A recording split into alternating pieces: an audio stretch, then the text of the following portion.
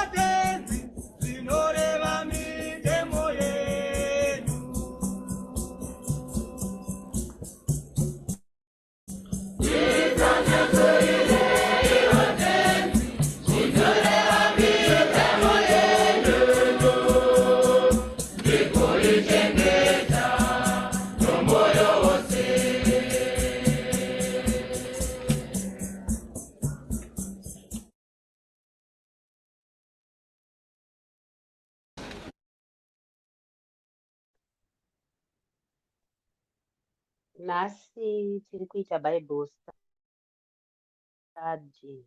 Aita leseni yaDeuteronomy chapter 5 kana kuti kutsinhira mutemo chapter 5.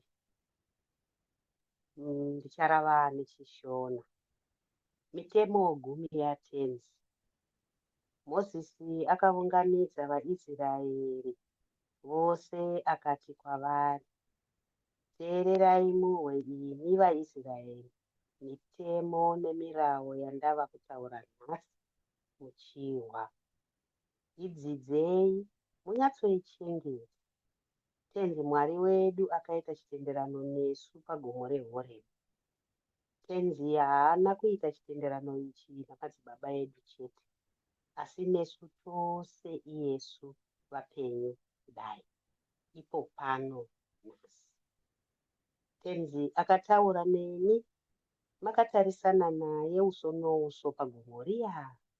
iye ari mukati memoto.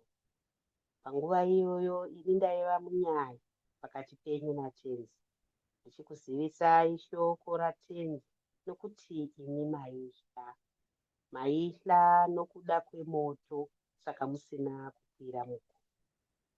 Tenzi akati, ndini Tenzi Mwari wenyu, ndakakubudisai munyika yeIjipiti kwamaiva muuranda. Usave navamwe vamwari kuzhe kwangu. Usazvigadzirire chifananidzo chokunamata chokuveza, kana kuita chinhu chakafanana nechii zvacho chiri kumusoro kudenga, kana chiri panyika pasi pano, kana chiri mumvura pasi penyika.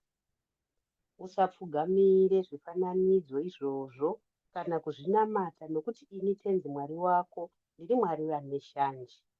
Ndinoranga vose vanondivenga, shamhu yangu ichirova vana vavo, ndichivarangira zvitadzo zvamadzibaba avo kusvikira kuchizvarwa chavo chechitatu nechechina. Asi ndinogara ndichiitira mwoyo chena zviuru nezviuru zvavanhu vanondida, vanochengeta mitemo yangu. Usataure zita raMwari raTenzi Mwari wako zvisina maturo, nokuti Tenzi haangaregi kupa mhosva munhu anotaura zita rake zvisina maturo. Chengeta zuva reSabata urierese sekuudzwa kwawakaitwa naTenzi Mwari wako. Kwamazuva matanhatu shanda zvako uite basa rako rose, asi zuva rechinomwe iSabata raTenzi Mwari wako. Pazuva iroro usaite basa, iwe kana mwana wako mukomana kana musikana, kunyange munhu anokushandira, murume kana mukadzi, kana nzombe yako kana dhongi rako, kana chipfuwo chako chipi nechipi zvacho, kunyange muuyi agere nemi, kuitira kuti munhu anokushandira, murume kana mukadzi, azororewo sewe. Rangarira kuti iwe waiva muuranda munyika yeIjipiti. Tenzi Mwari wako akakubudisamo noukuru hwake nesimba rake guru. Naizvozvo Tenzi Mwari wako akakuudza kuti uchengete Sabata. Remekedza baba vako namai vako sezvawakaudzwa naTenzi Mwari wako, kuti mazuva ako awande zvigokunakira munyika yauri kupiwa naTenzi Mwari wako. Usauraye, usaita upombwe, usabe, usapupurire mumwe nhema, usachive mukadzi womumwe wako, usachive imba yake kana munda wake, kana munhu anomushandira, murume kana mukadzi, kunyange nzombe yake kana dhongi rake, kana chii zvacho chomumwe wako. Mitemo iyoyi Tenzi akaitaura nehwi rake guru kugungano renyu rose, ari mukati memoto negore riya rakanga rakasviba kuti ndo. Haana kuenderera mberi, akainyora pamavhendepa maviri emahwe akandipa. Kuhla kwakaita vaIsraeri pagomo reSinai. Imi pamakahwa ihwi richibva muZarima, iro gomo richinganduma moto, imi nevatungamiriri vamadzinza enyu navakuru venyu makauya kwandiri mukati, tarisai muone kuti Tenzi Mwari wedu aratidza mbiri yake noukuru hwake. Tahwa ihwi rake richibva mukati memoto, tikabva tazvionera nhasi kuti Mwari anogona kutaura nomunhu, munhu agokwanisa kuramba ari mupenyu. Zvino tofireiko? Moto mukuru iwoyu uchatiroromesa kana tazorwazve ihwi raTenzi Mwari wedu tinofa. Nokuti pavanhu vose zvavo, ndianiko akambohwa ihwi raMwari mupenyu achitaura ari mumoto, sezvatakaita akaramba ari mupenyu? Chiendai imi munotihwira zvose zvinotaurwa naTenzi Mwari wedu, zvose zvamunenge mataurirwa natenzi Mwari wedu, tiudzei tizviteerere tigozviita. Tenzi paakahwa zvamakareva akati kwandiri, zvataurwa navanhu ava ndazviwa, zvavataura kwauri zvose zvakanaka. Dai waro vakangoramba vane mwoyo wakadaro wokundiremekedza nokuchengeta mitemo yangu, zvinhu zvose zvingavanakira ivo navana vavo naririni. Chienda unovaudza kuti vadzokere zvavo kumatende, asi iwe sara kuno neni. Ndichakutaurira zvirevo nemitemo nemiravo yose yauchavadzidzisa kuti vanoichengeta munyika yandiri kuvapa kuti ive yavo. Zvino chenjererai kuita zvose zvamakaudzwa natenzi Mwari wenyu, musingasaudzire moita zvomusoro wenyu. Munofanira kutevedza zvose zvamakaudzwa natenzi Mwari wenyu kuti murarame. Zvikunakirei, mazuva enyu awande munyika iyoyo ichazova yenyu. Shoko ratenzi. Tinotenda Mwari. Ndidzidziseiwo tenzi zvinoreva mitemo yenyu.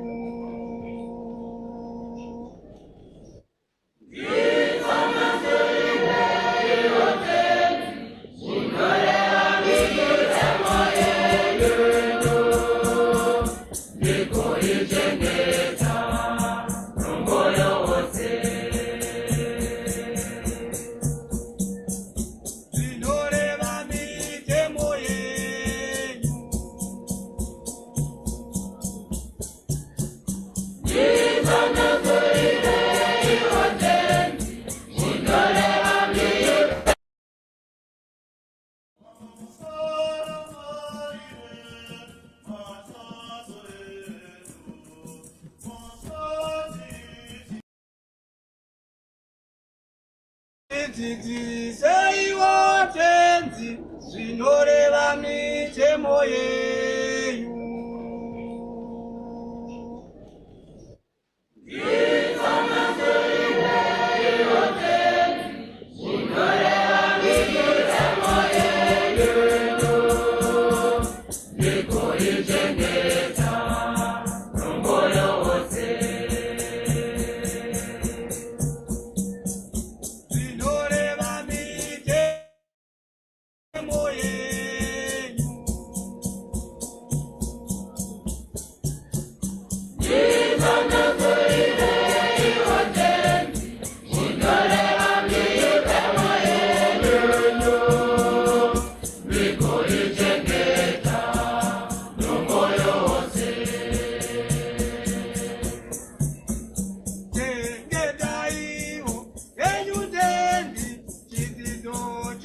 Chamunoita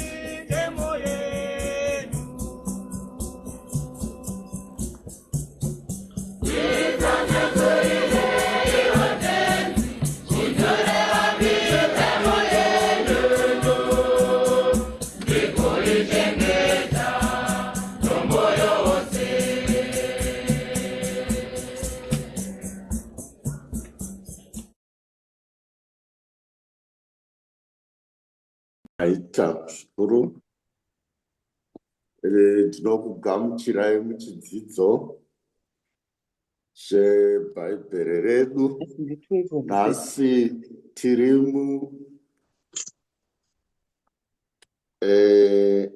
muchapta yebhuku rakutsinhira mutemo kana kuti Deuteronomy nechirungu, sezvatinoriziva nechirungu, chapter 5.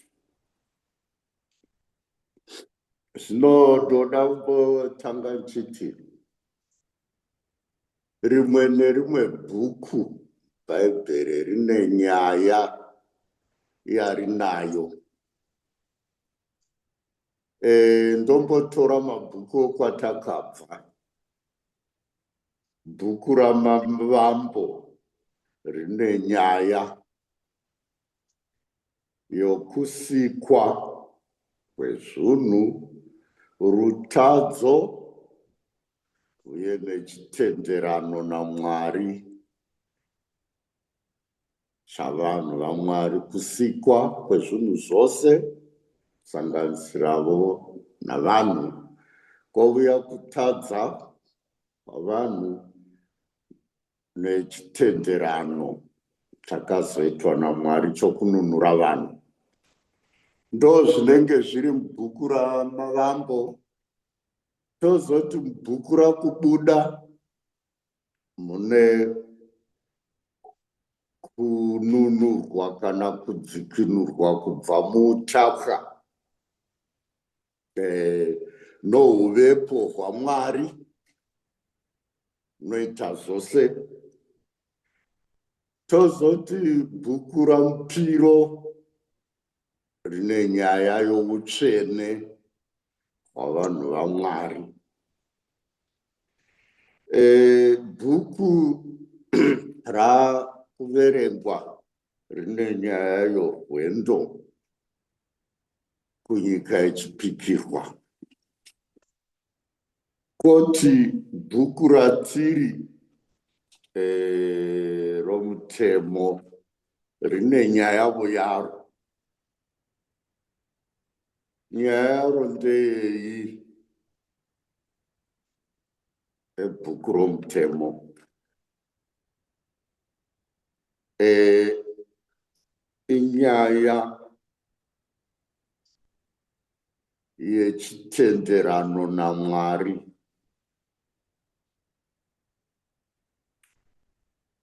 Ndo nyaya iri nyaya yechitenderano naMwari. Ndo nyaya iri muna mutemo.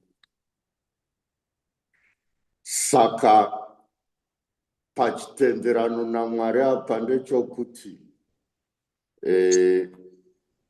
vaIsraeri vachararama sei munyika yechipikirwa kuti vakomborerwe naMwari,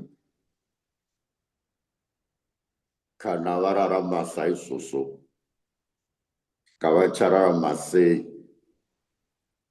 Vachararama kuti vazive kuti ndiMwari wavo, ivo vanhu vaMwari, ndokuti vakomborerwe.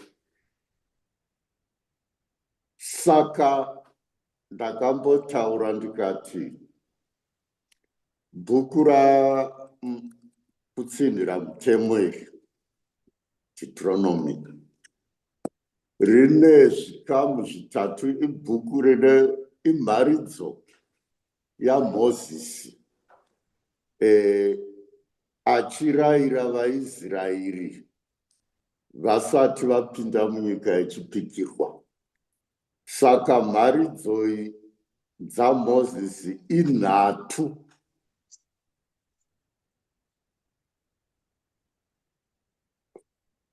Imharidzo nhatu. Saka pane mharidzo yokutanga inova yatakapedza, yokudzoka kumashure, yatingati review nechirungu, youkama hwaMwari navaIsraeri. kuti hwanga hwakamira sei, zvakafamba sei. Saka inhoroondo ndo iri pamutemo, kutsinhira mutemo 1 kubva pavhesi 1 kusvika pakutsinhira mutemo 4 kusvika pavhesi 43. Ine ichingova nyaya yenhoroondo. Takabva kupi? Kukamba kwedu naMwari hwakamira sei, kuitira kuti vaiudziwa ava vangava vachizvarwa chitsva chisina kumbobva Ijipita vazhinji vavo. Saka kwaiva kuri kuda kuti vazive kuti chii chaiitika. Mharidzo yavo yaMozisi yechipiri inotaura zvino nezvechitenderano. Ndo yakareba kudarika mharidzo dzose panhatu idzi. Mharidzo yechipiri ndo yakareba, yatingati the longest.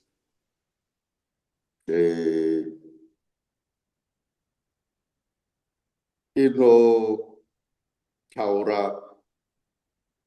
nezvechibvumirano kana chitenderano naMwari chichaita kuti vaIsraeri vanorarama munyika yechipikirwa.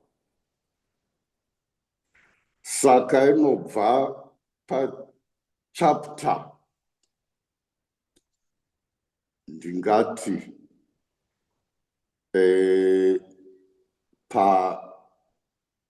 chapter 4 verse 44 yoinda kunosvika pachapter 28 verse 68. Ndo yakareba chaizvo. Kozoti yokupedzisira inenge yotaura nezvamakomborero kana kushovwa, maererano nokuti vanenge vararama sei vaIsraeri. Ndo ina machapter okupedzisira. Ndangoti tigare tichifunga izvi pate tichitaura tive nomuono iwoyu. Tave nomuono iwoyu toziva kuti tiri kuinda kupi.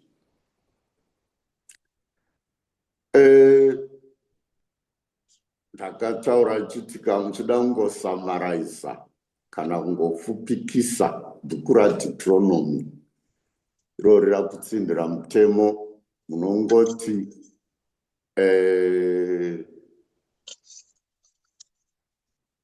looking back, looking up, and looking forward. Looking back ndo yatakapedza.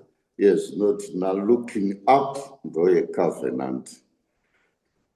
Because looking forward ndo yama blessings and curses. Ndo summary yebhuku raDeuteronomy. Zvino nhasi tatanga chikamu chechipiri chemharidzo yaMozisi. Tava pamharidzo yechipiri yokutanga yaitaura zvokumashure zvebackground, zvokwakabviwa, yapera.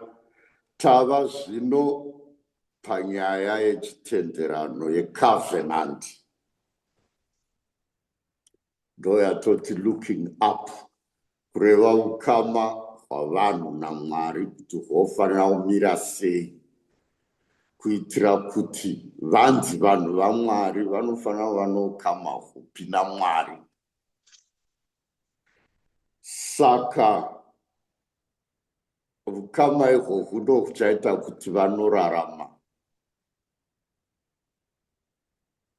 munyika yechipikirwa savanhu vaMwari. Saka tinotsikidzira nyaya yecovenant. Ndo yamaona ichitsikidzirwa nyaya yechitenderano. Sei covenant yakakosha? Because the covenant defines two things about the Israelites. It defines their identity. One. Two, it defines their duty.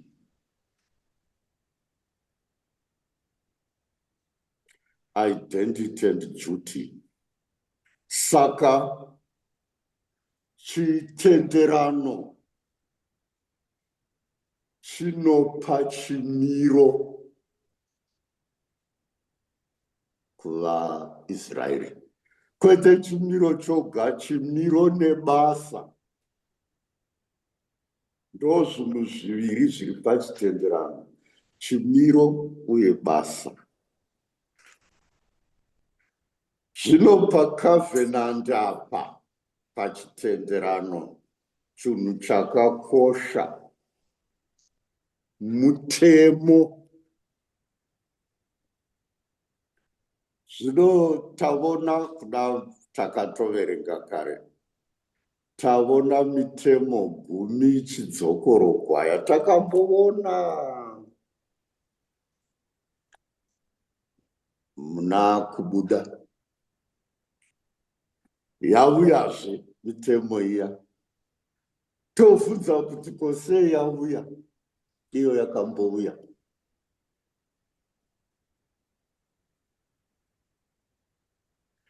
Pane zvikodzero zviviri vandoda kuti bata.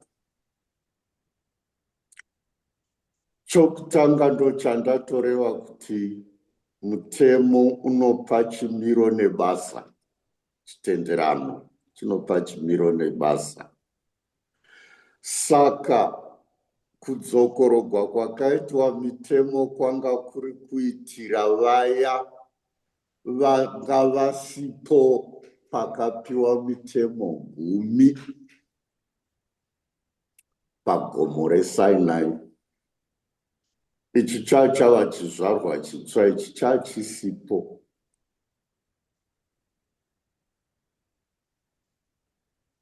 Saka vakapiwa mutemo vachida kuratidza kuti mitemo yakapiwa madziteteguru yavo haina kuchinja, inongova iyoyo yavanofanirawo kutevera.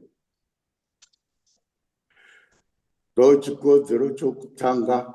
Chikodzero chechipiri chiri chokuti vasavona sokuti mutemo ndowakare, matakadla. Mutemo unongova mutsva. Haufaniri kuonekwa sechinhu chakare, unofanira kuonekwa sechinhu chitsva mukati mavo, chinoramba chinovutsva, chichishanda noutsva ihwohwo.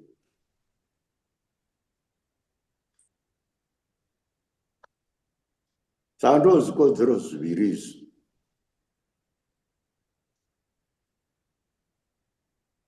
Kuti vazive mutemo wakapiwa madziteteguru, uye kuti vazive kuti mutemo iwoyo uchiri kushanda. Asi matakadla kare, uchiri kushanda, unofanira kuramba uri mavari noutsva hwawo. Hwawaingova nahwo kumadziteteguru, ndoutsva hwaunofanira kuva nahwo. Ndokusaka wadzokorogwa. Ndokusaka bhuku iri richinzi kutsinhira mutemo.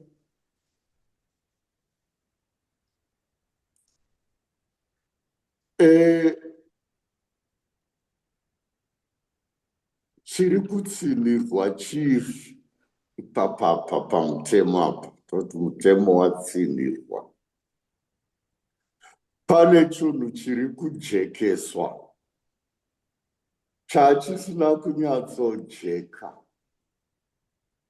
mutemo wakapuwa Mozisi naMwari chava kujekeswa panapa.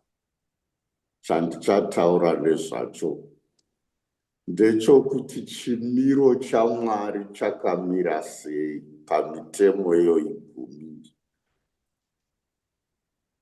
What is the character of God? We will see the character of God in each of the commandments. Tichaona kuti who is God?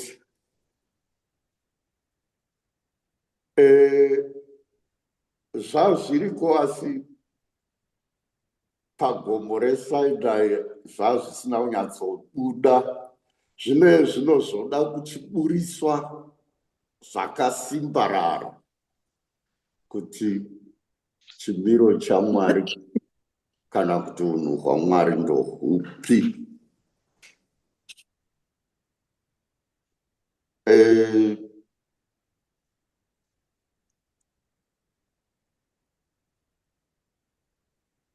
Saka ndocho chatofanira kubata pamitemo yatava kuwana zvino yava kunyatsa kuburisa chimiro chaMwari kuti tigomuteerera tichiziva kuti iye ndiani uye tinofanira kuitei.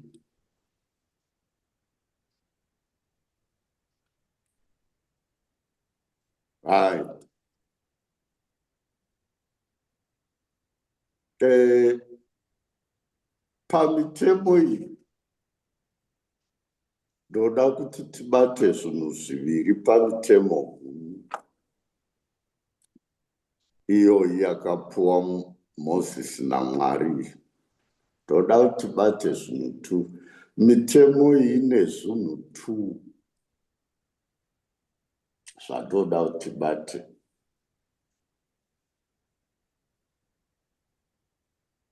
Chokutanga, mitemo inobva kuna Mwari.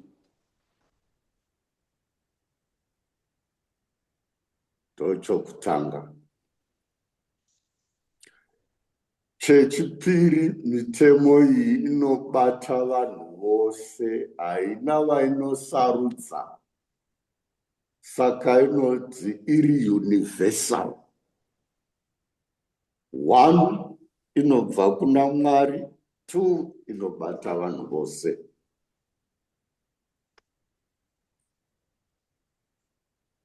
Ndo macharacteristics maviri awa. The 10 commandments have a divine origin and they are universal. Saka hapana waunoti auya undibati ndowavavava haugoni kudero. Iri universal. Inobata upi zvake munhu. Uye inobva kuna Mwari. Ndoda kuti muone kukosha kwokuti mutemo unobva kuna Mwari. Kuno pandaipa zvidzidzo ndichipa chimwe chidzidzo pamitemo iyoyi. Pano wakandibvunza ndandiri kwenyu kwamuri vazhinji kumhiri ikoko. Saka wakandibvunza akati, ko zvoungochani toti kudii nazvo? Zvinobvumigwa here? Nobva ndadavira ndichiti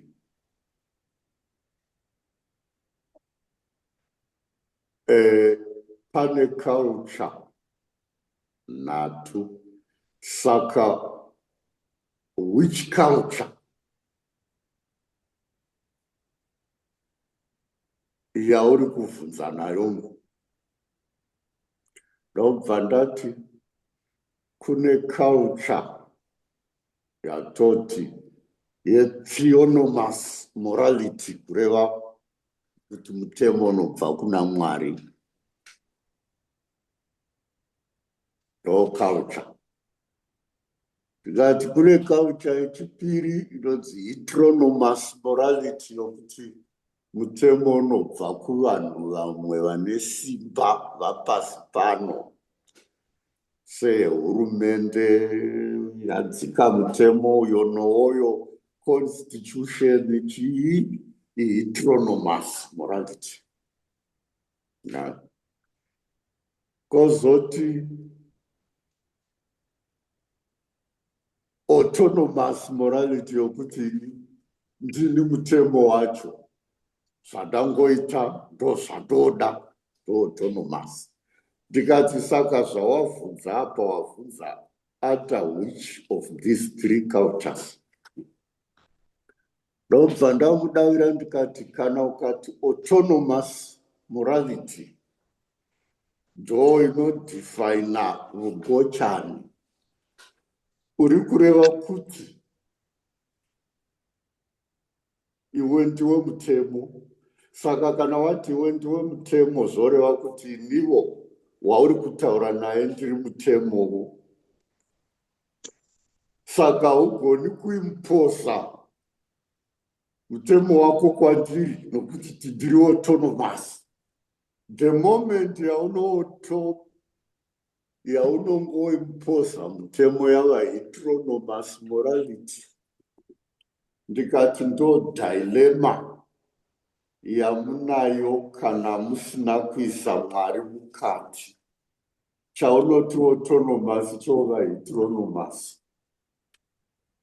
Asi kana waisa Mwari mukati, hava theonomous. Woziva kuti tine absolute standard. Saka ndiri kudavira neculture yaMwari, ugochani hahutendekwi. Kana umwe muri kuita nharo neheteronomous morality neautonomous morality, zvinopa zvinhu zvakadai hadzishandi. Ndo zvandaida kumutsanangurira. Ndikati muchazoona kuti mitemo yose, kana pasina mutemo waMwari hakuna unoshanda, memuchingodhumana, hakuna unoshanda. Saka zvakakosha kuti tizive kuti ma10 commandments anobva kuna Mwari, uye anobata munhu wose. Ndataura izvozvo tochipinda mahari, titangopinda tichimhanya nokuti takambozviita, asi ndoda kuti muone musiyano wezvatakaita nezviri papa. Ndati apa mutemo uri kunyanya kuburisa God's character neresponse yedu to God's character. Saka pamutemo wokutanga uyu, ndini mambo Mwari wako, sava navamwe vaMwari kunze kwangu.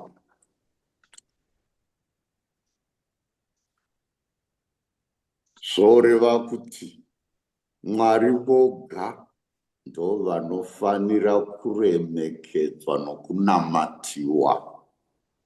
Mwari voga ndo vanofanira kunamatiwa. Hakuna zvechimwe chinhu chofanira kunamatiwa.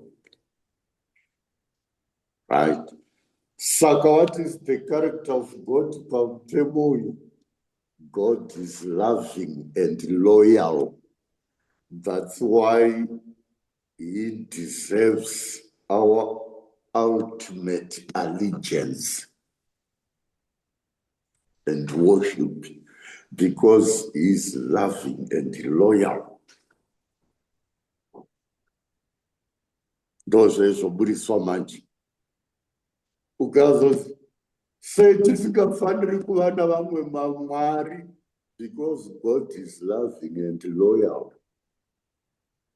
The only way to respond to his love and loyalty is ultimate allegiance.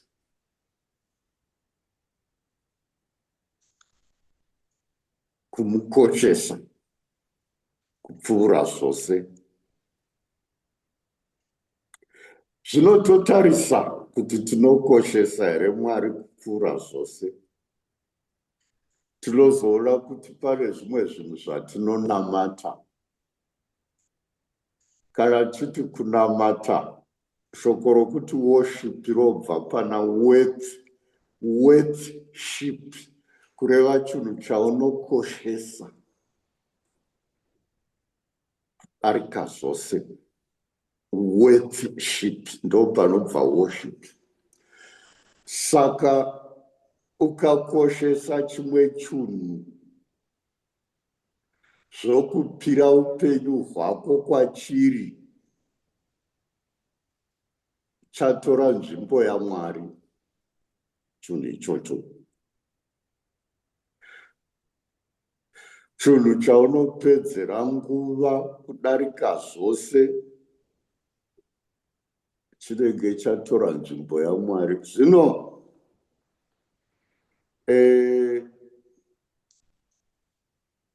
chinhu chikatora nzvimbo yaMwari hachizi Mwari, chonzi idol.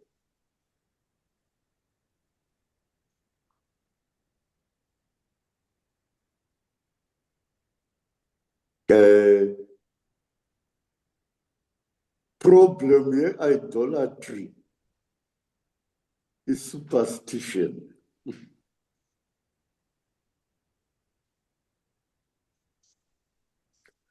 Ukaona vanhu vachiwanza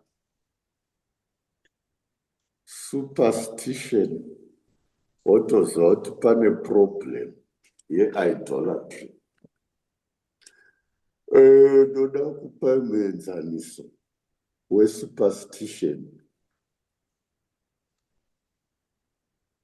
Imwe toita superstition tisingazivi, asi iri superstition ukaona vanhu vachiti, kune novena 9 days. Novena ndeyokuti unofanira kunamata kubva na3 o'clock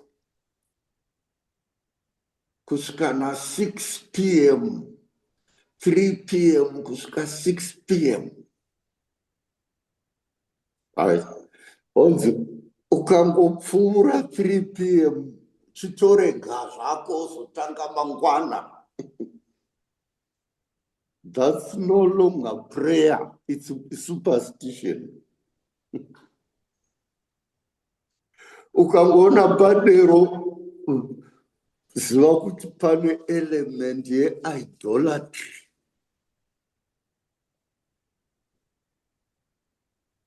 Ukangoona padero, naya ma-chain prayers amotumirana kuti tumira vanhu 20. Ukatumira vanhu 20 uchawana gomborero. It's no longer prayer, it's idolatry. It's superstition.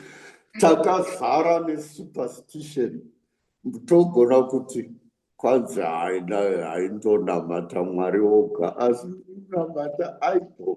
Mukatarira chiri behind zvamene muchitumirana izvozvo kuti uwane blessing yei unowana chiri chinhu chapano pasi.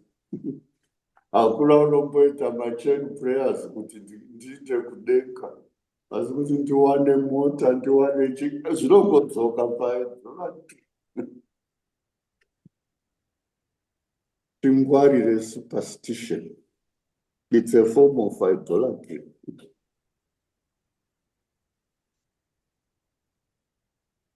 Ndozvimwe zvinhu zvatinotadza tisingazivi,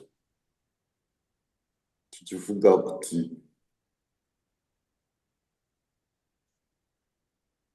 Mwari, kunamata Mwari igracia, response to his love. Saka response to the love of God haiti zvokuti 5 o'clock chaiyo. It's no longer about love, yava magic. Ndokusaka Yesu akati, when you pray, don't babble like what pagans do, bubbling yarehwa ndeyekuti in the Roman culture kunamata kwaiva neformula yokuti waiti ukangoita chimistake waitonzi tanga futi. Kwaiva namafomula dzimwe dzaitourayisa ukanzi wakoniwa ichi waitonzi death sentence.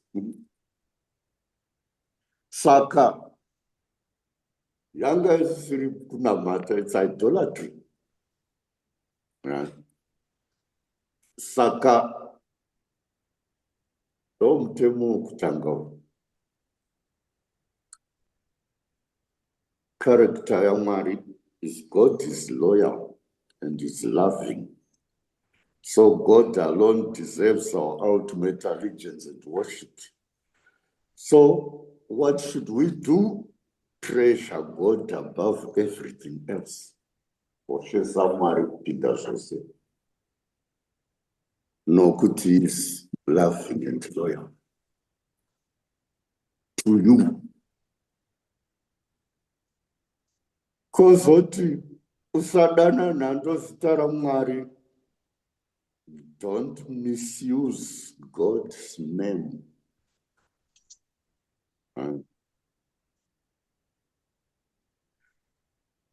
Why?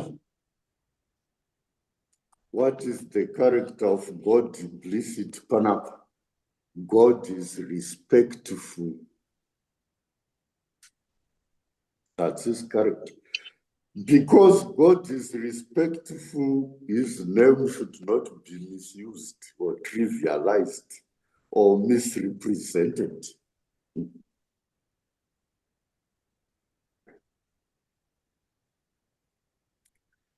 Ndingapa muenzaniso munoona Papa Leo vakataura maererano nezviri kuitika, hondo iri kuitika kuIran iri kukonzerwa neAmerica neIsrael.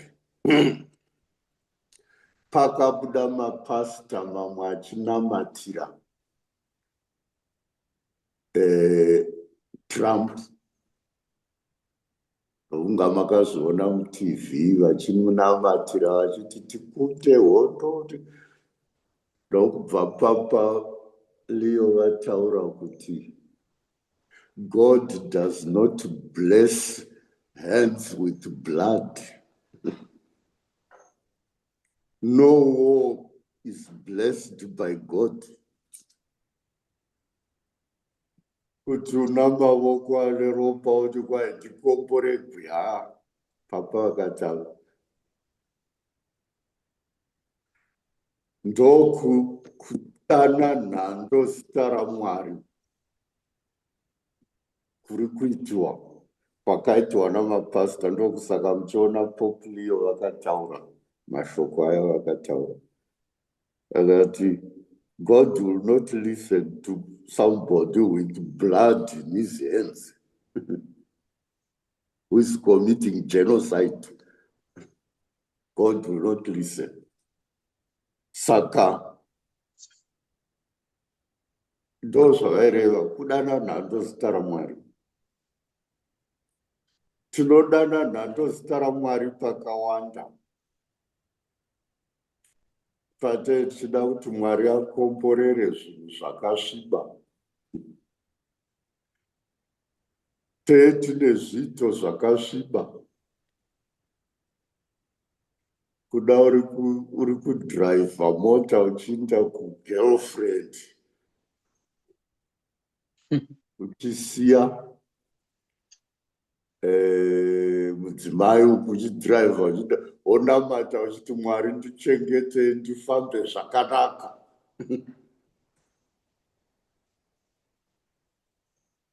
Ora ndo kudana nhando zita raMwari ikoko.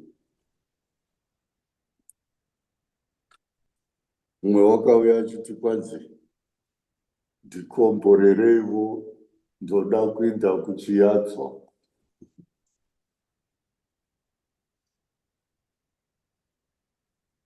Kunongwavha ngwavha. Onzi kwai ndikukomborere, ndikati hatikomboreri vanoenda kunoba.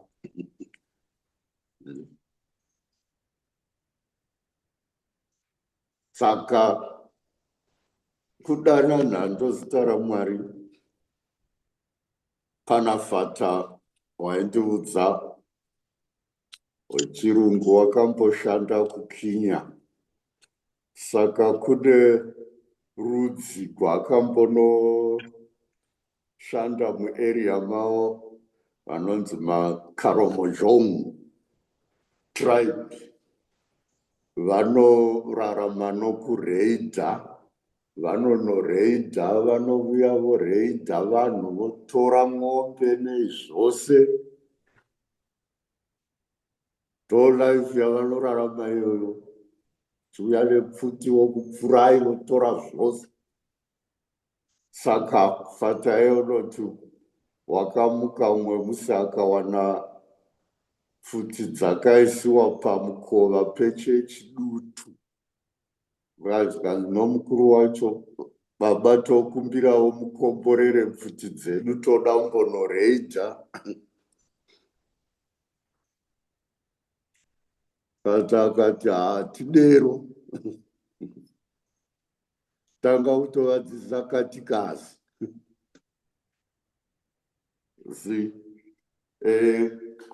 Kudana nhando zita raMwari.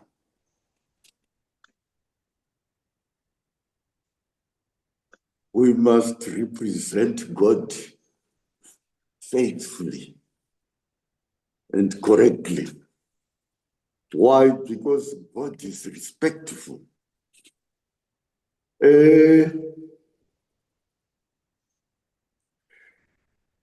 Tozodzi chengeta zuva reSabata uriite dzvene.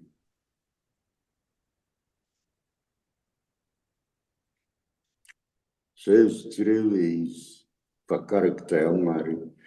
Kana tichidzichengeta zuva reSabata uriite dzvene, zvoreva kuti ipa zuva iroro kuna Mwari, urege kuita zvimwe zvose, uripe kuna Mwari zvizere.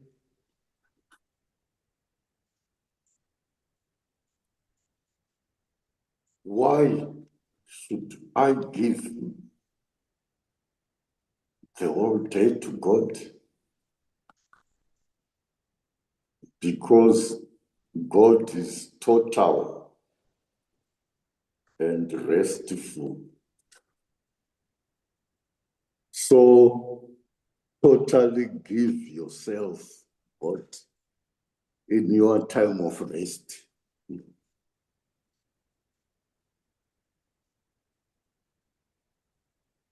Embrace regular rest for God.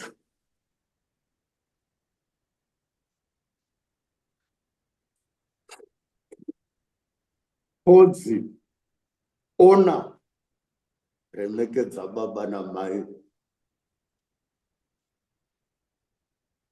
kuti mazuva ako agowedzekwa. Nemhaka yei? Because God is relational. Mwari ukama. Saka kuremekedza baba namai kukoshesa ukama.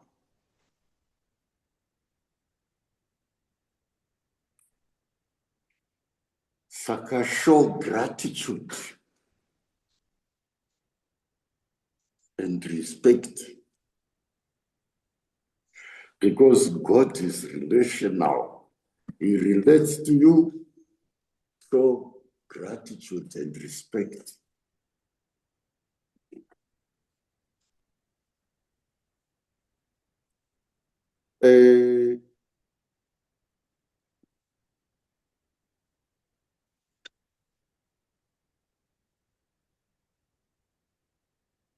Koti usauraya,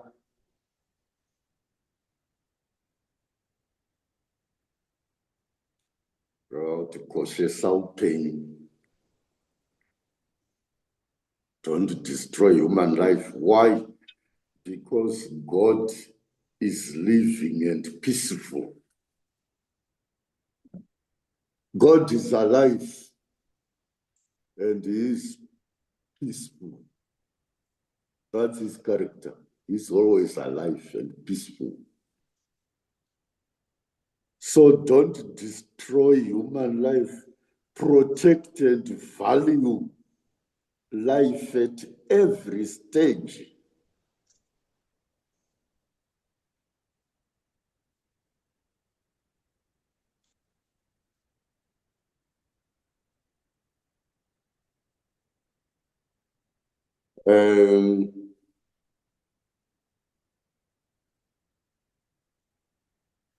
Mona iye zvino tiri kuita zvokutamba noupenyu.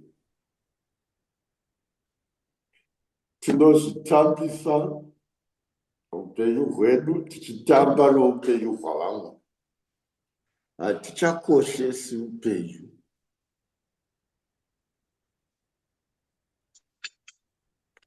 We play around with life nenzira dzakasiyana siyana, dzimwe dzetechnology, dzimwe dzei dzatotamba nadzo.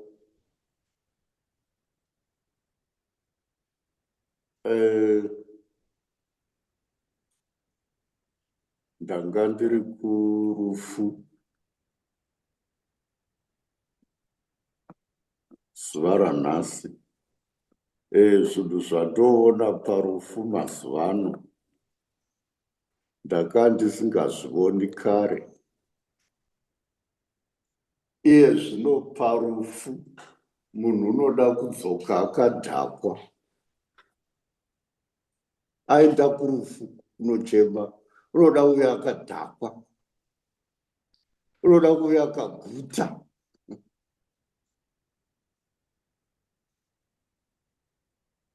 Is that valuing life when you get drunk at a funeral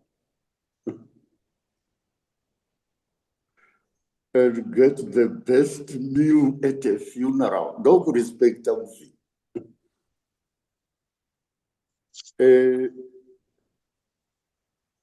Tingada kuti tipobetsera ndoona setarasika.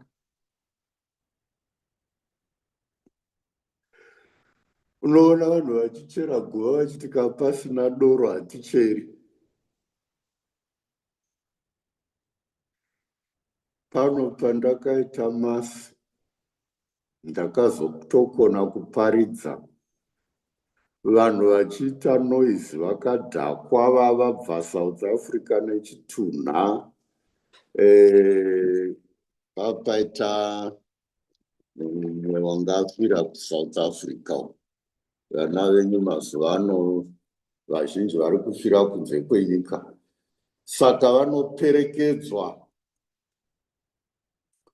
navamwe vane vasingamboziviwo nyangwe zvechechi kana zveuya vachiita ruzha vachidini vachiimba vakadhakwa. It's no longer about honoring a person. Potoita sokuti mutambo.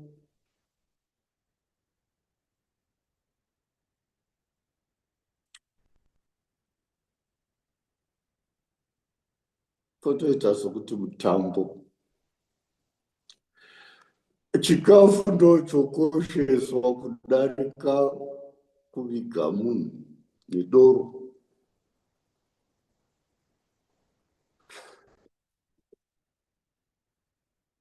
Havasvitsi dzinenge wakavigwa vanoreva kuti akadya. Zvanga hazvisiko kare, asi tozvavako. Zvoratidza kuti we are no longer respecting human life.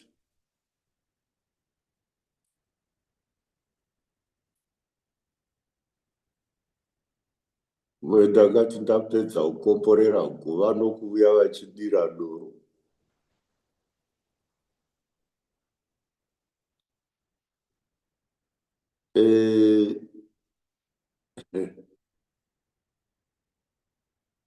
pane zvimwe zvinhu zvatofanira kumboongorora, tozvitora for granted. God is alive and is peaceful. No response yatokupa here, do we respect human life?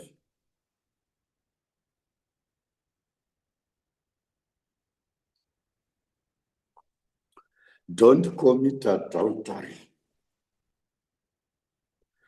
Kureva kuti don't violate the sacred covenant of marriage.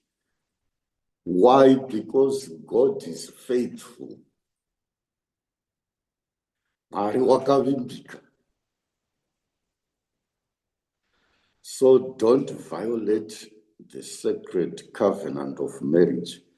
Also honor the gift of sexuality within God's boundaries.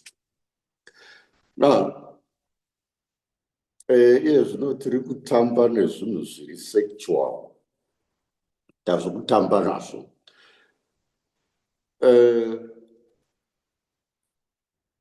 Ndofunga munoziva artist, the famous artist in history, wainzi Michelangelo wekuItaly, wakaita mapaintings ari muVatican neyayaya. Vakaendako munoona mapaintings akawanda. Michelangelo was a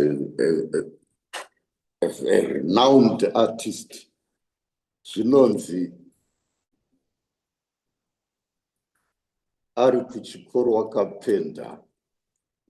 akapenda munhu usina kupfeka. Ticha wake nomubva amuti, why have you painted this picture like this? Nobva ati, I want to see humans as God sees them. Ndo yakaita mhinduro yake. I want to see humans as God sees them. Nobva ticha vamuti, but you are not God.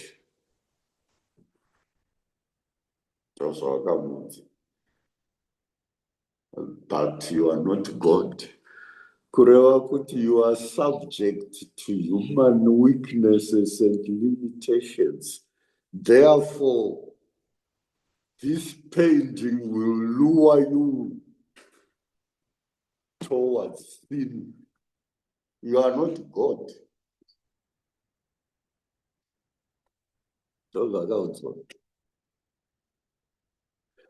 And so we play with these things as if we are God.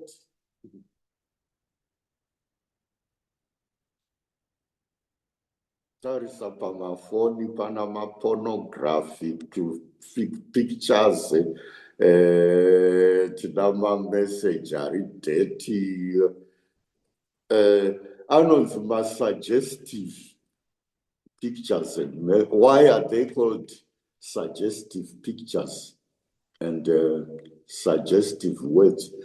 Because they suggest that you should do it. That's why they are called suggestive. They are suggesting that you should do it.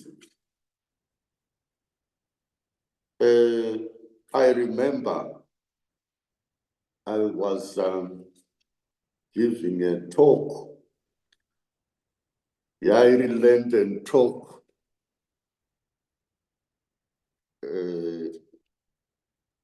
So this London talk was about marriage. Padadiri kuchikoro ku Oxford. Paparish pandaigara na chaplain, Father Brendan Callahan. Saka vaindi pabasa romparish vaindi Campion Hall pataigara. Tapapa ne parish padhuze. Saka vaindi pabasa pande ndiri free ndaimboshanda muparish. Saka ndakapuwa talk on marriage. Ndobva ndapa talk here. Then a certain lady came to me and asked me a question. And I have a question to you, Father. Regarding what is it about, Sudanse? I want to know why the Catholic Church condemns racism but discriminates against gays and lesbians. Ndomubvunzo wandakabvunzwa iwoyo. And I want to know why the Catholic Church condemns racism. But at the same time, it discriminates against gays and lesbians, or it discriminates against homosexuality. No, Vandati, yeah, I'm interested in your question. Regarding your question is two parts. One is general, and then from the general you have particularized on the second question. Watanga uchiti racism, nobva wazoita particularize that gays and lesbians. It's very interesting, but it's besides the point. Nobva ndapindura ndikati, the reason why the church condemns racism is that the race of a people or the ethnicity of a people is a sacred thing. Race is sacred. Ethnicity is sacred. That's why the church condemns racism, because it violates the sacredness of race and of ethnicity. Lord Vandati, in the same way, sex is sacred. Therefore, homosexuality violates the sacredness of sex. Lord Vandati, I'm confused about your stance because you make racism sacred, but you desacralize sex. Saka, you confuse me, Kuti. Race do yaunoti sacred. Askayava sex, what is secular? It's not sacred.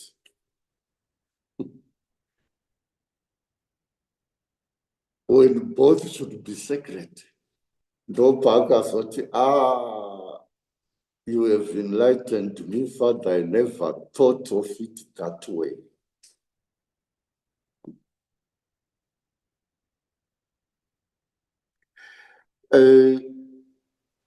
You see,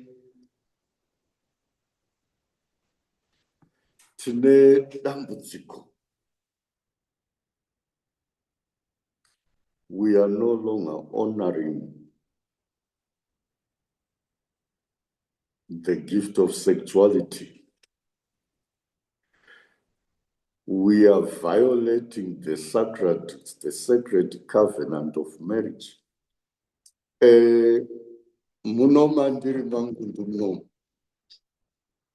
Takaita mvura yatisina mboita. Gore rino kwakauya mvura yatisina mbowana. I think mvura yakaita seyakanaya muZimbabwe gore rino. as a whole takapedzisira kuona mvura yakadero tichiva duku in the 70s. Ende kuno kwatiri yakanyanya.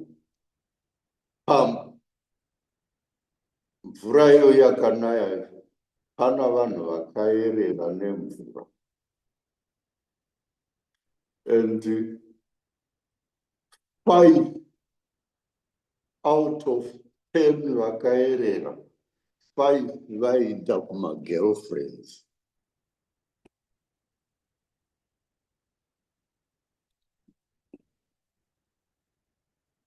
Kwete kuti vavari vana vadoko, vanhu vakuru vane dzimba. Uyu ticha waerera achiita girlfriend, nesi waerera achiita girlfriend.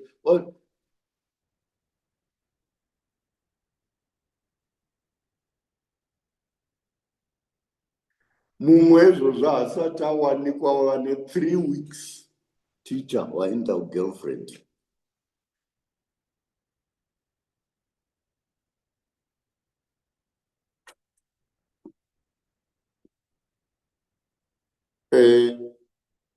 Musi weSaturday taiva Driefontein, taitaura naBishop Nyandoro. Vanga vabva kumusha kwavo kwaGutu, vamboshanyira mai vavo. Saka vakawana kwaitika chimwe chinyaya ikoko. Pano murume wakabva kuKaroi achiuya kwaGutu achivinga girlfriend kubva Karoi. Mota nobva yafa somewhere on the way. Akasiya mota pambapo munhu akakwira kombi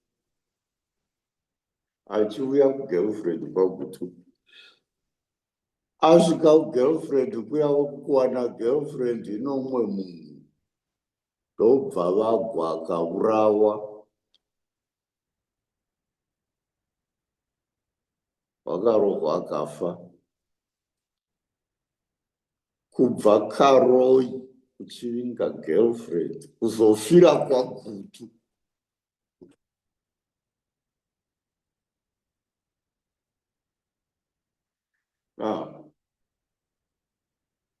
Muri kungozviona kana titi mitemo iri universal.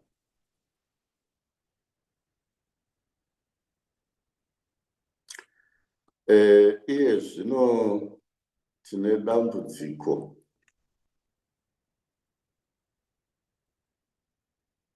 Pamurimi ndakatonzi ndimbozopa chidzidzo panext session on marriage. Kwaita dambudziko riri kukonzerwa nevewo kudiaspora, riri kuuraya muchato kuno kuZimbabwe, ramuri kukonzera imi. Imoona sokuti chinhu chinotongova normal, asi mune kuchiuraya muchato. Mai vanonzi vari kuno kuZimbabwe, uyai murere mwana.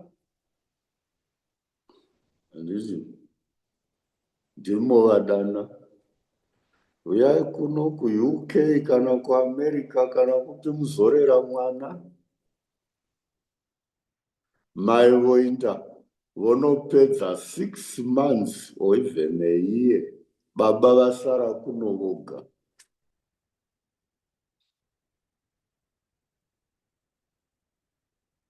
What is that? You are already destroying the marriage bond yavabereki.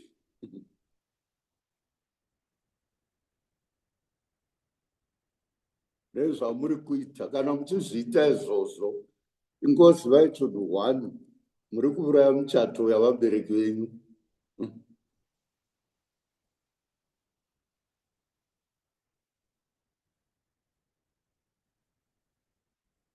My 2 years vari kuUK.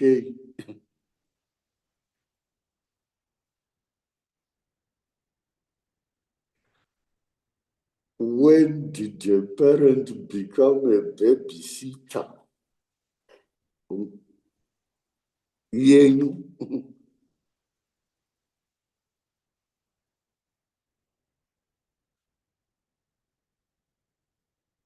inotova issue ndakatonzi ndizotaura pamusoro payo. It's my next topic on marriage counseling.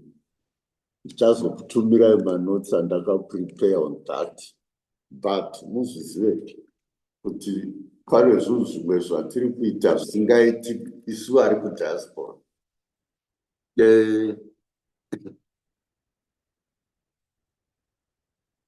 Iko mongodana vana mai kuvana baba, they are so useless.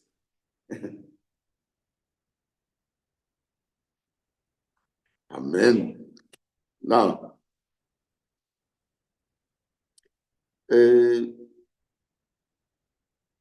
Korea,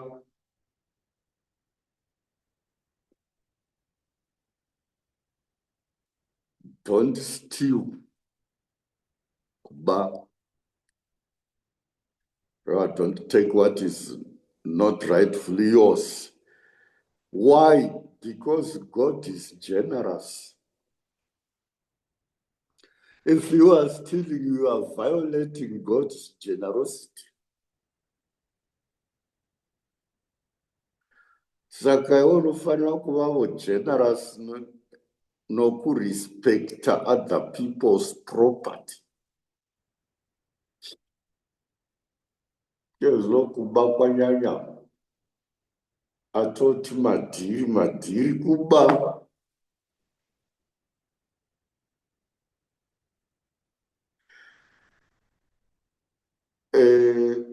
Kozoti, don't bear false witness. Sapupurira umwe kwako nhema. Why? Because God is truthful. Don't distort the truth. God is truthful. Chitomanyira pakuhwa chibi.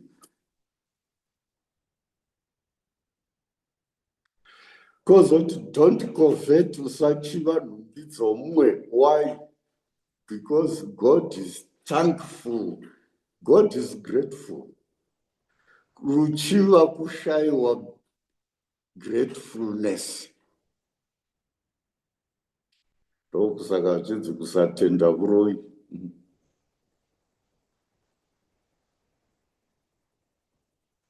Don't covet somebody's wife. Why? God is communal.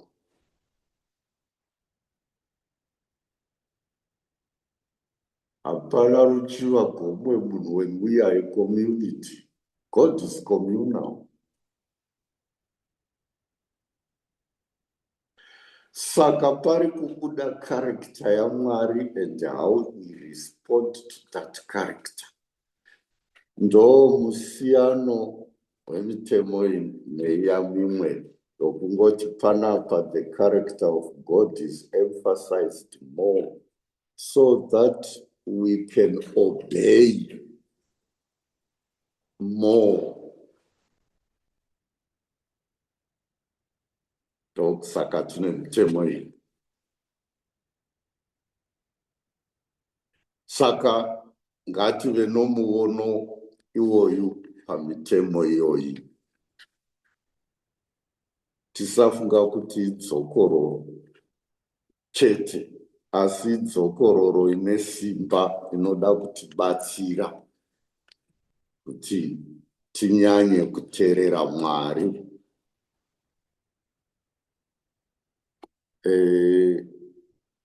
Ndingati ndomirira hangu panapa. Maita enyu. Tenda baba, maita basa. Basa, kuno bagasa titemu ndelewa baba.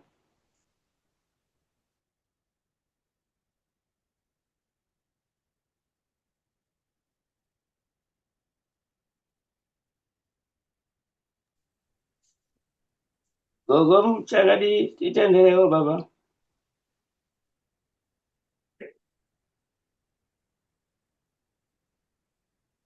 Ndilo nzikika yale.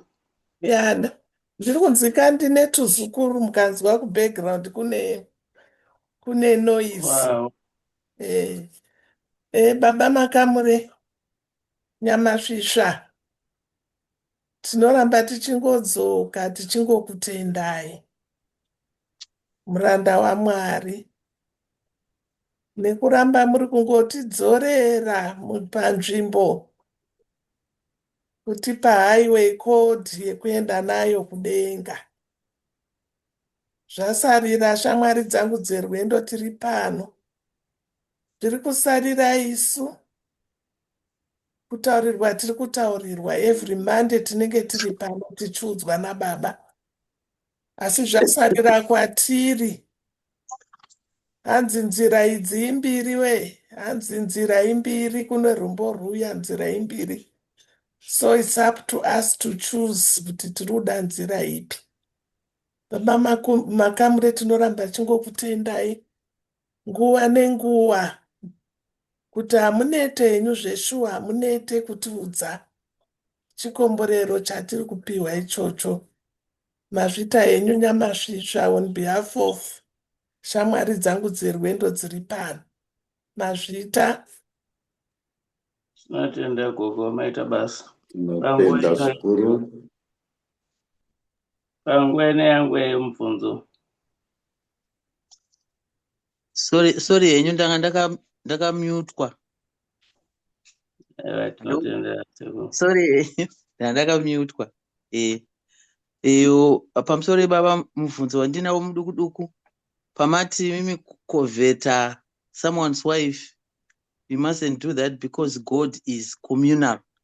Andichanyatso understand up kuti kana tati God is communal panyaya. His Father, Son, and the Holy Spirit is a community, God. With the Trinity. So since God is communal, God cannot be. God the Father is not jealous of the Son. The Son is not jealous of the Holy Spirit. Oh. Those are three kureva. Ndokusaka isusu we must see. Kana uchichiva unoreva kuti toda kuti zvive zvangu. Mwari baba hana kumboti ndoda kuva mwanakomana kana kuti mwanakomana ngaave ini havana kumbodero.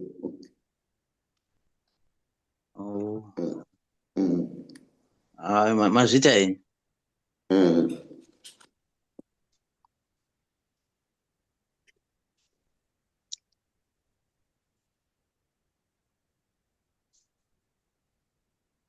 Pamusoro ndakasimudza ruoko ndofunga hamuna kundoonawo. Makadiko baba? Tiripo makadii? Tiripo zvedu. Ndine mibvunzo miviri. Wekutanga ndewekuti mitemo 10 ndo yakapuwa paMount Sinai nhasi taitaura kuti unga kuzodzokorodzwa futi muna Deuteronomy.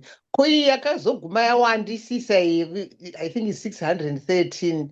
Yakazotangira papi when point of history yevanhu vasarudzwa Mwari kuti wakazoita mitemo yakawanda kudaro rini? Yakazotanga nguva yavaFarisei namaSadhusei. VaFarisei vaida kuti mitemo 10 ichengetedzwe. Saka vavoita zvavo nokuti vaitevera mutemo zvakasimba-simba. Saka vavoti zvikazosaba votanga kuti kuba zvinorevei. Zvinoreva kuba, zvinoreva kuba, zvinoreva kuba. Kuti ukadai waba. Saka ndokuwanda kwaita mitemo. Nokubva mitemo yacho younganidziwa ndo yainzi tradition. Ndokusaka Yesu akati munosiya mutemo muchimanyira tradition kakuti manyira tsika dzamadziteteguru. Vaireva izvozvi zvemitemo yakawedzerekwa. saka mitemo yakawedzerekwa yakazonyogwa pasi ndokubva yazonzi Talmud, yanyogwa pasi netsananguro dzayo. Saka yanga yosvika 613, yanga yoremedza vanhu, uyezve vanga vokoshesa izvozvi zvakawedzerekwa kudarika mutemo wacho chaiwo. Uye mukatarisa muupenyu, if you want to see whether a country is corrupt or not, or whether a company is corrupt or not, just look at the number of laws. The more laws, the more corrupt the countries. Sign yokuradza kuti nyika iri corrupt, tarisai kuwanda kwemitemo. Sign yokuradza kuti company iri corrupt, tarisai kuwanda kwemitemo. Kaona company ine chibhuku chomutemo chakakora seBhayibheri, oziva kuti this company is corrupt. Ndoimwe advice yandongokupa iyoyo. Mumba chaimo mukaona muchiwanza mitemo, it's a sign that this family is corrupt. Aiwa, pakanaka maita enyu. Wechipiri ndikuda kubvunza mapa example yaMichelangelo abvunzwa nemudzidzisi wake uyu. Komedza ticheka mafresco ariko kunana Sistine Chapel, handiyo theme imwe chete here yayaita nguva iyoyo? Ndiyo theme imwe, asi ticha waida kungoratidza kuti madhirowere ukaita system ikapinda muropa inokurasha. Kana yapinda muropa, akakanzi iye wakanzi sei uchidhirowa zvakati I want to see humans as God sees them. But you are not God. Teacher whatever. Whatever kuti ukazvijairira zvokurasha. Aiwa, pakanaka maita enyu. Makadiko nyamasvisva. Tiripo makadii. Ende tiri kudzidza baba kuti mutemo uyu irambe ingori static, isachinja kunyanya kune vanenge vari vana vanozoteera ava. Kana nesu ndofunga kukura zvinenge zvichingodaro. Ini hangu mubvunzo wangu uri wekuti hatichaziva pamutemo wokutanga kana kuti mutemo wechipiri kuti nyaya yematatu iyi inopinda papi. I know kuna Leviticus chapter 19 verse 28. Muchirungu inotaura kuti shall not make any cuttings in your flesh for the dead, nor print upon you. Muchishoda zoti musazvicheke miviri yenyu nekuda kwavakafa kana kuzvitema nyora. Inopinda papi pamutemo pedu. Uye nyora idzi kana izvozvi matatu izvi zvakanaka here kumukristu? Ndinoona vamwe makristu vakanhingirika, ini zvinongondinetsawo, ndangoti mundibatsirewo mazvita.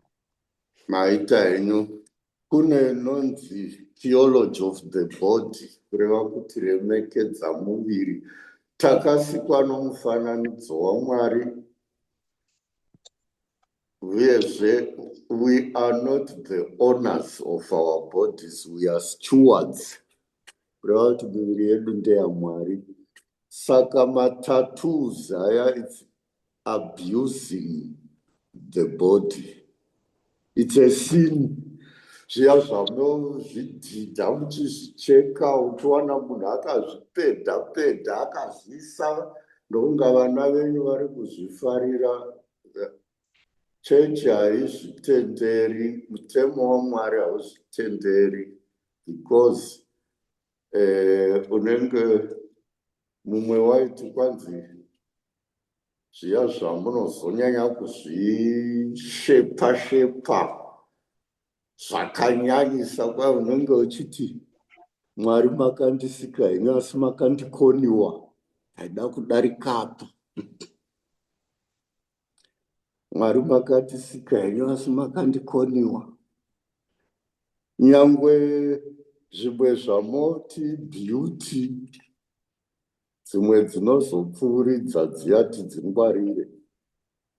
Dzokuti imi makaita saizvo moda kubva maita murungu. Moreva kuti Mwari wakakusikai muri mutema waipenga.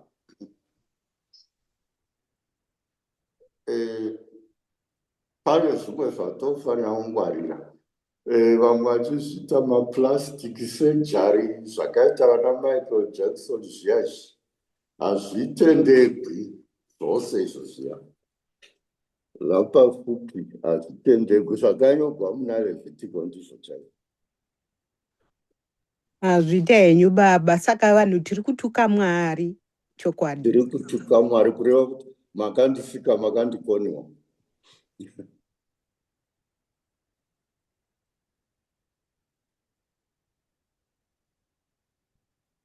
Ndo zvinozokonzeresa kuti iwe uri mukadzi woti ndoda kuva murume, yaya inonzi transgender.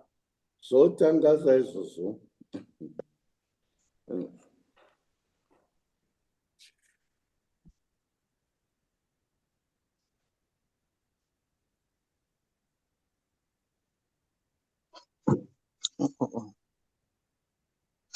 Makadiko nyamasvisa. Iripo makadii henyu. Iripo. Dzinowa baba. Isuti patichapedza kudzidza Bhaibheri tinenge tamatheologians baba. Yeah. Mubvunzo wangu baba, I don't know how to put it across. Makatitaurira kuti Mambo Yesu Kristu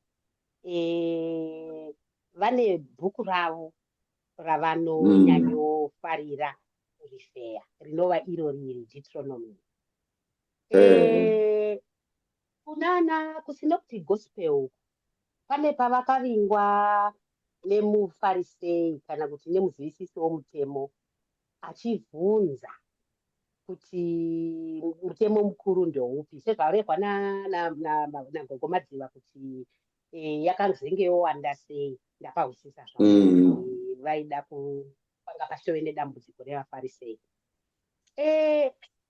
Mutemo mukuru uyu baba, handiti wokuti ida mambo Mwari wako sokuda kwaunozviita iwe, uyezve da hama yako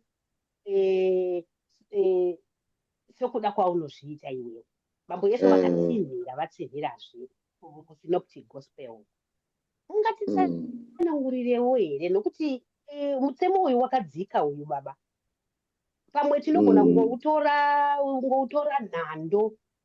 Handizivi kuti am I putting myself across well mubvunzo wangu kuti inini hangu kutaura chokwadi handinyatsohwisisi mutemo uyu.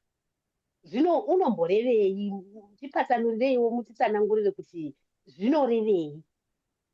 Nokuti Mambo Yesu referred to this commandment several times kudamara kanaka.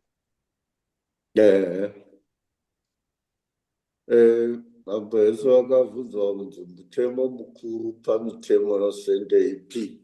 Nokuda kuti mitemo yanga yawanda zvatatu timbotsanangura. Saka vanhu vaingozama kupfupikisa mitemo. Vakava naIsaya, vana Maika, vanani. Yesu akazoti ida mambo Mwari wako nomwoyo wako wose nepfungwa dzako dzose namaitiro ako ose zvakadero, uye ida mumwe wako sokuda kwaunozviita. Mumwe mutemo wakautora mune bhuku rino Deuteronomy, mumwe muna Levhitiko, nokubva aibatanidza. Saka shoko ndofunga titange shoko rokuti kuda isu tongoriziva seshoko 1, asi kuchiGiriki shoko rokuti rudo rina mashoko rogona kureva zvinhu zvitatu. kuno rudo gomuchato kana vanodanana muchato kunonzi eros nechiGreek kana kuti amo nechiLatin. Ndokusaka muchiona papa vakambonyora tsamba yokuti amoris laetitia vachireva rudo gomuchato pavaitsanangurazvo kuti muchato inofanira kugariwa sei. Papa Francis vakanyora gwaro iroro. Kozoti rudo gweshamwari neshamwari kunzi phileo nechiGreek kana kuti lectio nechiLatin, ngokuti shamwari yangu ndoida. Kozoti rudo gokuzvipira kunonzi agape nechiGreek kana kuti caritas nechiLatin, kureva self-giving love. Saka shoko rakashandiswa naJesu kuti ida Mwari wako wakashandisa agape, kureva kuti give yourself to God totally, then give yourself to the other totally. Iwe pachako you love yourself. Haungadi kana kuti uparare kana kuti une total love of yourself. Saka give that to the other. Ndozvakaireva.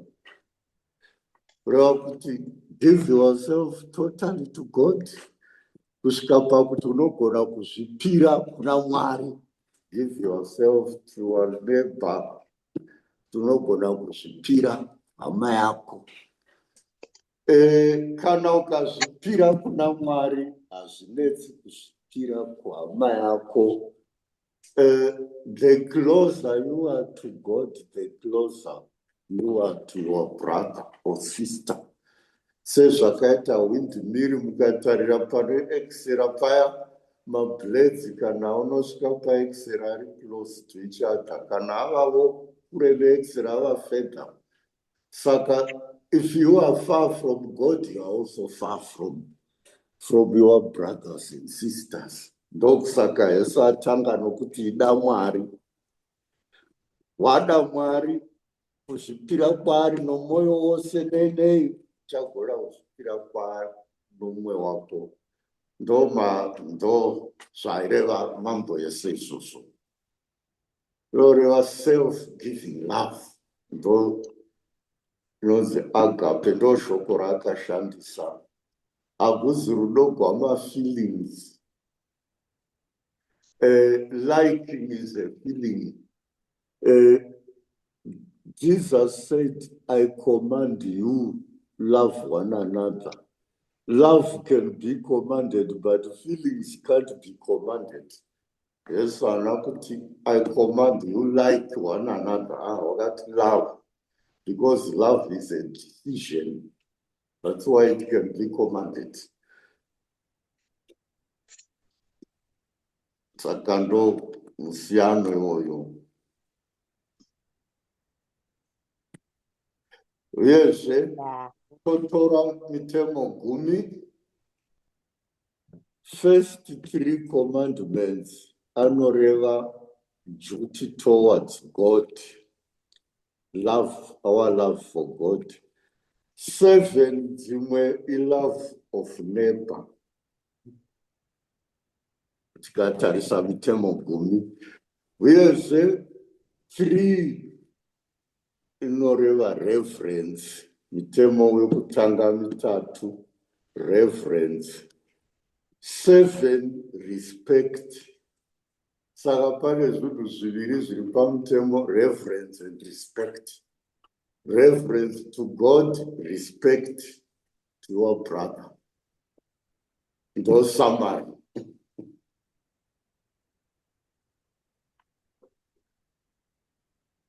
Amen. Amaita henyu. Madavira. Saka paya panoti ida hama yako. Zvinenge ndokamataura kuti madifferentiator nokuti huri kana uchinzida hama yako zvoreva kuti show goodwill. Chero mukandirova ndogona kungoratidza goodwill pamuri uchiregerera.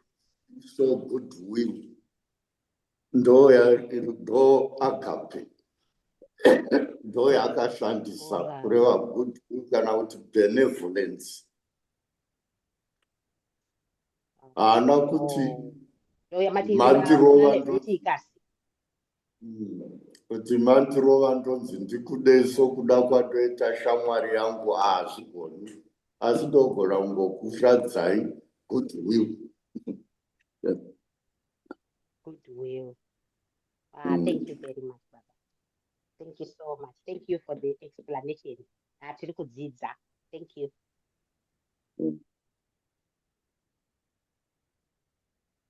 Ine hangu ndakungopedza kadiki diki kandabva ndangofunga kekuti pamazwi mairaya ekuti lavhu yabva yabuda chaizvo sekutaura kwamaita muchisanangura kusiyana kwakaita rudo. Muchirunguwo futi kunozobuda iro zinenge izwi rekuti charity. Ndo rimwe chetero rekuti lavhu. Asi isu sevanhu charity tinobva tati ndo mabasa etsitsi. Zvekunzi vakaita charity ndo mabasa etsitsi. Tobva taona kunge rudo rwato pasaidi. Ameno kuti ngatisanangure sei papa charity and love. Ndogona kuita basa retsitsi asi ndisina rudo. Ma-NGO sanoita mabasa etsitsi asi vanozviitira kuti vawane mari ivo. Asi vari vaita charity basa retsitsi. Mukatarisa ma-NGO ose, they get more money from helping you than what they are giving you. As well as a charity. Saka kusiyana pazvo ndokuti you can kana uchinzi it's charitable zvoreva kuti you have put your heart on that thing. Moyo wapano moyo. Unogona kupa usina moyo.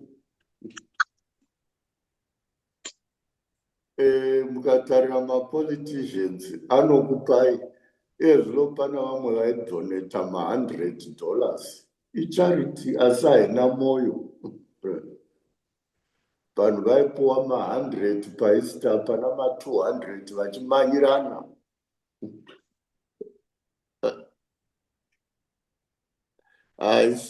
Haisi charity.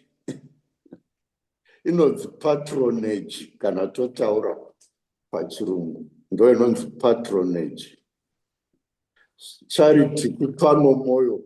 Patronage kupa kwokushandisa. Ndo musiyano. Saka kana muchibatsirai nomoyo. Hazvinei kuti chawapa chakakura sei, asi moyo wako wakamira sei pawauchipa. Ndo musiyano iwoyo. Saka musavhenganisa patronage necharity. Pano mumwe wakandiudza, just for your own information, waisevenza kuUnited Nations. Mutenderi wakatondiudza unogara Mount Pleasant. Waisevenza kuUnited Nations. Akanyora ma-correct statistics. Akadzingwa basa. Kuti wanyora zviri correct. Waifanira kunyora zvokunyepa kuti mari irambe ichiuya. And my statistics aya taimbonzwa zoti muZimbabwe 10,000 people are dying every week of AIDS. Kana kuti 200,000 are dying every week of AIDS. wozotarira kuti population yeZimbabwe ina vanhu 17 million, kakuchifa 200,000 pavhiki, zvoreva kuti we only need 3 years to wipe out the population. Ungaona kuti ari mafiga okutsvaka mari. Saka avakanyora ari correct yokuratidza kuti we no longer need assistance, this thing has been solved. Yes, zvinochatsikira vakadzingwa basi. Saka icharity here. Haisi. Ndiringokupa example. Tinotenda Nyamasvisva, ende iyoyo indatosekawo chokwadi kuti tinotovharwa in the name of charity. Mazvita henyu Nyamasvisva. Saka ini ndichiri pamutemo werudo uyu pakuda hama.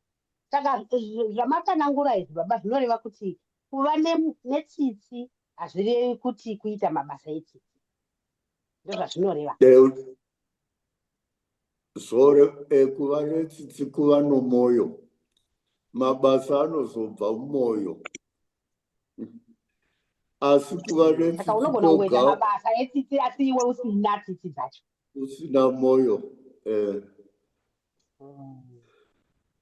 Zvakaregwa ibhuku rani rato hanzani Tobiti, mwana waTobiti uya Tobias uya paakaenda achinorora akazorora mwana hazvanzi yake here ainzani Sara.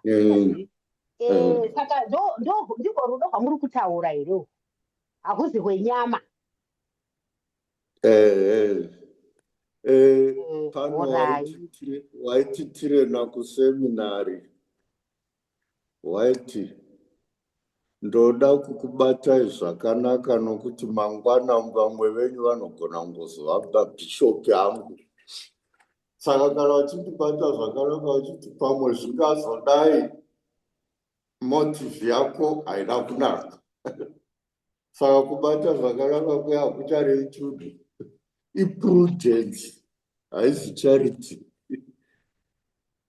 Vangwana ungangozoita bishop wangu ukazonditambudza. Saka regai ndigare ndakubata zvakanaka. That's prudence. That's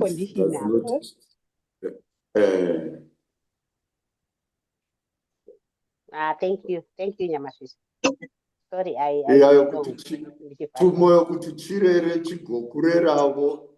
Prudence is charity.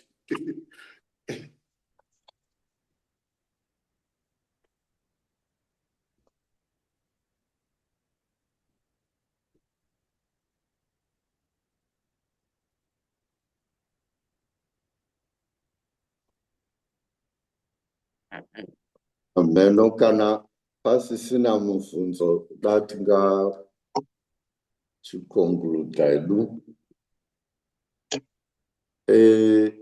Ndoda ngokuzivisai kuti tava neWi-Fi, saka zvave nani kudzeko kuti magetsi ainda, hatichina rimwe dambudziko rokuti network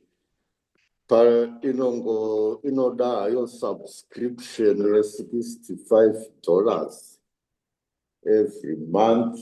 Asi kana yabhadhagwa iyoyo it's unlimited kwomwedzi iwoyo wose, zvokuti chero tikaita izvozvi session ino 10 hours hatiafektiwi nokuti data kana chii it's unlimited. Tangoti tizive izvozvo. Tinotenda Mwari. Tinotenda baba. Saka kuda tikatiwana hedu munamato. Tokumbirwa ngatipawo closing prayer. Tinotenda. Zita renyu Baba, Mwana, Mwanakomana, Mweya Musande. Amen. Mwari Baba tanga takaungana manherano tine chinangwa chokunzwa dzidziso yatinopiwa naBaba Makamure kuti tipfeke Kristu tifambe tiri maari iye ari matiri, nokuti kunzwa shoko sezvataita izvi kunovandudza chitendero chedu zvakadzama. Tinoshuvira kuti Kristu agowanikwa ari matiri nevese vachationa kuburikidza nedzidzo iyoyi yatinowana kubva kumusarudzwi wenyu Baba Makamure. Tinotenda nematenda asina kugumo nokuzvipira kwenyu Baba, kuti muve nesu nguva nenguva, kuti tingazive seiko kwekuenda tisina mutungamiriri. Hakuna angazive chokwadi chaKristu asina kuparidzirwa neuyo azere nemashoko aKristu. Vakudzwe Baba neMwanakomana naMweya Musande. Amen. Zvakanga zviri pakutangana zvinonaka rikose nemusisingaperi. Amen. Amen. Mambo ngave nemi, Mwari vose Baba noMwanakomana naMweya Musande, komborerai nokuchengeta vana mugari navo misi yose. Amen. Amen. Musi wemuvhuro uri kuuya toenda kukatikasi yedu, tichange tichitora mhemberero yatichazopemberera panguva dziri kuuya yeAscension, kukwira kwamambo Yesu kudenga, kuti koreve nokuti mhemberero iri mukirike redu tofanira kumbotaura nezvayo, ndo yatichange tinayo sechidzidzo chedu. Maita enyu tatenda. Aiwa, tinotenda zvikuru. Mazvita Baba. Mazvita Baba. Tinotenda. Maita basa zvinoreva mitemo yenyu. Yeah.